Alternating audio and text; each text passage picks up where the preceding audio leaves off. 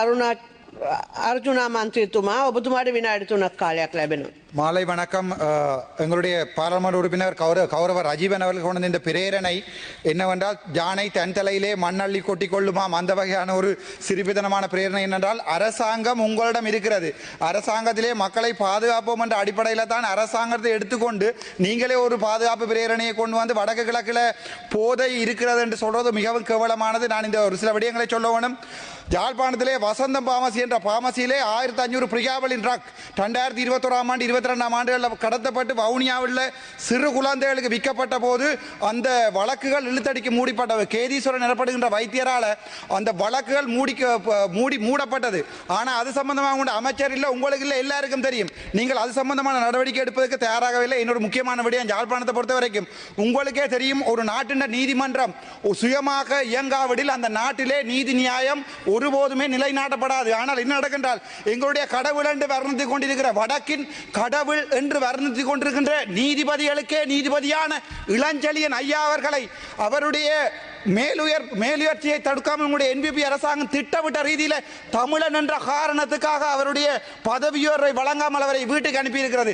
அப்படியான கேவலமான வேலை செய்கின்ற அரசாங்கத்தில் பங்கு வகிக்கின்ற பாராளுமன்ற உறுப்பினர் நீங்கள் வடக்கு கிழக்கில் எவ்வாறு போதைகளை குறைக்கலாம் என்று ஒரு பிரேரணையை கொண்டு வருவோம் என்றது கேவலமான செயல். அது தவிர வடக்கு கிழக்கின்ற நீதிமன்ற கட்டமைப்பை எடுத்து பாருங்கள். வடக்கிலே மன்னார் நீதிமன்றத்திலே வெளியிலே வைத்து சுட்டிருக்கிறார்கள் ஒருவரை. அவற்றையெல்லாம் செய்வது யார்? அவற்றையெல்லாம் அதில் பிடிபட்டு அந்த குற்றவாளி ஒரு உறுப்பினர், அதாவது சிஐடியினுடைய உறுப்பினர். ஆகவே உங்களுக்கு கீழே இயங்கிக் கொண்டிருக்கிற படை, அதே படை தான் இந்தியாவில் இருந்து கேரளா கஞ்சா எனப்படுகின்ற அந்த கேரளா கஞ்சா நேவிக்கிலால் கொண்டு வரப்பட்டு ஜாழ்ப்பாணம் கொண்டு வரப்படுகிறது. அதை தவிர ஜாழ்ப்பாணத்தில் உங்களுக்கு தெரியும், ஒரு ஜிஏ ஒரு ஆள் இருக்கிறார், ஜிஏ பிரதீபன் என்று ஊழல் ஒழிப்பு வன்னியானி என்று தெளிவாக அவருடைய மகனை பற்றியெல்லாம் போட்டுக் கொண்டிருக்கிறார்கள். ஆனால் இப்போது டீல் அடிக்கிறார் என்கிற அமைச்சர் சந்திரசேகர் ஜிஏயோட.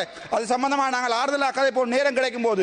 அது தவிர வல்வெட்டு துறையிலே பெரிய வாழ்வெட்டு குழு ஒன்றை, அந்த வாழ்வெட்டு குழு ஒரு வீடுகள் எல்லாம் போய் போட்டு எல்லாத்தையுமே பெட்ரோல் போட்டு எரிப்பேன் சொன்ன வாழ்வெட்டு குழுவை அந்த வல்வெட்டு துறையிலே எங்களுடைய அமைச்சர் தன்னுடைய பிராந்திய இணைப்பாளராக என்பிபிக்கு கொடுத்திருக்கிறார். இது என்ன மாதிரி இருக்கின்றால், நாங்களே எல்லாவற்றையும் எரிப்போம், ஆனால் தெரியாதது என்பது போல நாங்களே ஒரு பிரேரணையை கொண்டு வருவோம். நீங்கள் ஒரு ஆசிரியர், எங்களுக்கு மிகவும் கேவலமான நிலைமை என்றால் இப்போது வடக்கு கிழக்கிலே இந்த மருந்து மாத்திரைகள் உங்களுக்கு கூடத்தான் கொண்டு வரப்படுகின்றன. உங்களுக்கு அதுக்குரிய பணம் வழங்கப்படுகின்றது எங்களுக்கு தெளிவாக தெரியும். நான் அதை வெளியிலே வந்து சொல்ல தயார், திருப்பியும் நான் சிறைக்கு செல்றதுக்கு தயார். நன்றி, வணக்கம்.